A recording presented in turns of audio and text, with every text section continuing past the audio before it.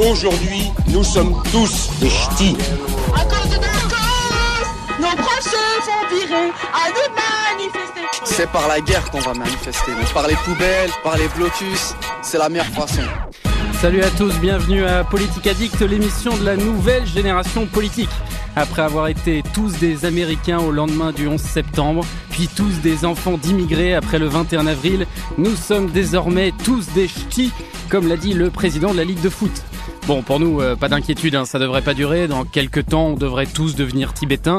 Mais pour certains, la plaisanterie dure depuis des années, comme notre invité de ce soir, qui est un vrai gars du Pas-de-Calais, qui vient exactement de Tinques et qui est depuis quelques mois le nouveau président du mouvement des jeunes socialistes, Antoine Détourné. Il nous dira si ça n'est pas trop dur de succéder au très médiatique Radzi Hamadi. Il nous donnera son sentiment sur l'éventuel boycott des JO. Bref, un gros programme Politique Addict numéro 6. Et c'est vrai qu'en ce moment, je disais dans cette petite intro, on entend beaucoup parler de votre région avec évidemment cette sale histoire de banderole et surtout le film Bienvenue chez les Ch'tis qui est devenu, je crois, ce week-end le film français le plus vu en salle. Vous devez être fier, non, de votre région ? Fier de ma région, je sais pas, mais je suis content qu'on en parle positivement parce que il y a beaucoup de gens que j'aime. Je pense qu'il y a une culture qui vaut pas moins qu'une autre, et voilà. Et vous diriez que vous êtes fier d'être français ou pas ? Fier d'être français, je sais pas. Ça se dit pas trop ça à gauche, hein. Ça peut se dire. Moi, je suis plus fier d'être républicain que d'être français. On a supprimé, grosso modo, suivant les estimations, entre 50 et 70 000 postes dans l'éducation nationale depuis 2002. Moi, j'appelle ça une saignée. Ouais, moi, je suis allé voir quand même pour m'enseigner là-dessus parce qu'on dit tout le temps qu'il y a une grande saignée du nombre d'enseignants, comme vous venez de le dire. Et je regardais dans les chiffres de l'éducation nationale le nombre d'élèves dans le premier et second degré. Donc, il y a un peu plus de 12 millions d'élèves. D'enseignants, il y en a 880 000. Ça fait moins de 14 enfants par enseignant. Ça paraît pas scandaleux quand on le dit comme ça, et surtout quand on sait que l'éducation nationale est le premier poste budgétaire de l'État français. Mais écoutez, juste pour la comparaison, mais envoyer 800 soldats ou 1000 soldats en Afghanistan, c'est 500 millions d'euros. C'est à peu près le coût des 11 000 postes d'enseignants qui seront supprimés à la prochaine rentrée. Bonsoir, mademoiselle Harel. Bonsoir. Quand je dis mademoiselle, je me trompe pas. Hein. non, j'ai encore le temps, ça va. Je me méfie avec vous parce que vous faites tout très vite.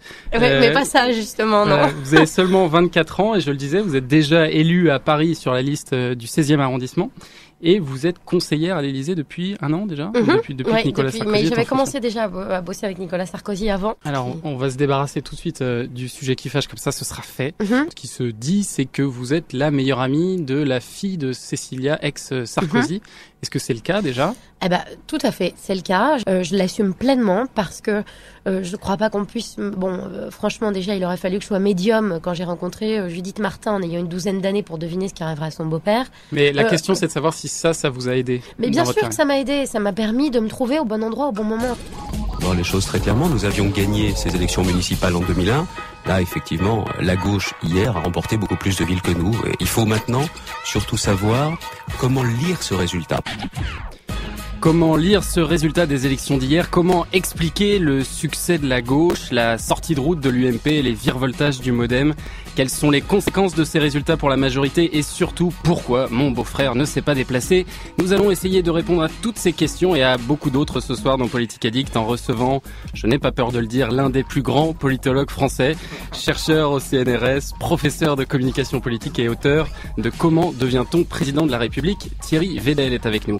Et puis nous continuerons également notre petit tour de France que nous avons entamé la semaine dernière en nous rendant par téléphone dans quelques villes symboles de ces municipales pour interroger de jeunes candidats et militants. Bref, ce soir, comme dirait Jackie et Benji, on fait le bilan calmement, presque comme si on avait 50 ans.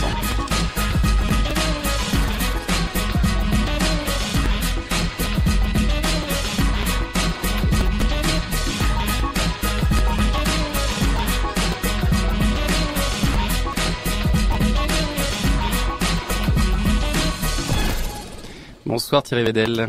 Bonsoir. Merci beaucoup d'être avec nous. Je le disais, vous êtes politologue, chargé de recherche CNRS au Cevipof. Juste avant de commencer et de vous présenter toute l'équipe qui est avec nous ce soir, c'est quoi un politologue ? un politologue essaie de comprendre comment fonctionnent les systèmes politiques.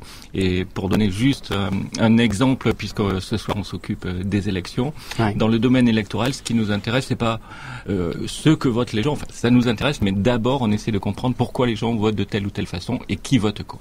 Alors j'ai lu que l'un de vos thèmes de recherche concerne les relations entre Internet et le politique. Eh bien écoutez, vous avez de la chance puisque la jeune fille qui est assise juste à vos côtés tient une chronique dans cette émission qui s'intéresse à la politique sur le web. Bonsoir Bérangère. Bonsoir Thomas, bonsoir Thierry, bonsoir à tous. Effectivement, dans ma chronique ce soir, je vous montrerai que la campagne e-municipale n'était pas si pertinente que ça sur Internet. Voilà, petit bilan des municipales sur Internet avec Bérangère tout à l'heure. Thierry Vedel, je disais aussi que vous êtes l'auteur de Comment devient-on président de la République chez Robert Laffont. Question qui aurait pu tout à fait se retrouver dans le quiz de Carole. Bonsoir Carole, qui est aussi réalisatrice de cette émission. Bonsoir à tous. Effectivement, je vais réaliser un petit quiz comme chaque semaine. Moi, mon terrain de jeu, c'est la radio, la télé, la presse, à savoir donc si vous avez tout retenu. Ouais, alors pardon, parce que la semaine dernière, on t'a squeezé ton quiz. Hein. Alors, peut-être que cette semaine aussi, d'ailleurs. On va se rattraper cette semaine. Et puis enfin, Thierry Vedel, j'ai lu que vous étiez passionné par la régulation des médias dans un contexte de mondialisation. Eh bien écoutez, ça tombe très bien, puisque c'est le sujet favori de Philippe, juste après Bob l'éponge. Bonsoir Philippe. Bonsoir à tous, bonsoir Thierry Vedel. Cette fois-ci, on parlera pas de régulation par les médias. Je n'ai pas tout à fait suivi la suite. Dans un contexte de mondialisation, bien sûr. Bon, félicitations. Non, on va parler de la veste sous toutes ses coutures. Très bien, la veste. Et oui, thème cher à la droite en ce moment. Et avant de nous rendre par téléphone à Nice, à Strasbourg et à Rennes pour parler avec des acteurs de ces municipales, on va avoir à l'antenne à la fois un UMP, un PS et un représentant du MoDem. Eh bien, on va revenir avec vous sur l'ensemble des résultats d'hier pour essayer de mieux les comprendre. D'abord, c'est toujours la même bataille de mots au soir des élections. Hein. On l'a vu hier, vous avez certainement suivi les plateaux. Le but, c'est de savoir comment qualifier les élections et quel est le mot qui restera. Vous diriez quoi ? C'est un rééquilibrage par rapport à 2001, comme le disait la droite, ou plutôt une sanction du gouvernement, comme le suggérait la gauche ? Moi, je crois que ce qui s'est passé avant tout, c'est qu'une partie des électeurs de Nicolas Sarkozy n'ont pas été mobilisés durant cette élection. Je ne sais pas pourquoi Madame Royal s'énerve. Et pourquoi... Je ne m'énerve pas. Je suis en colère. Qu'est-ce que ça doit être quand vous êtes énervé ? C'était très bien. C'était très bien.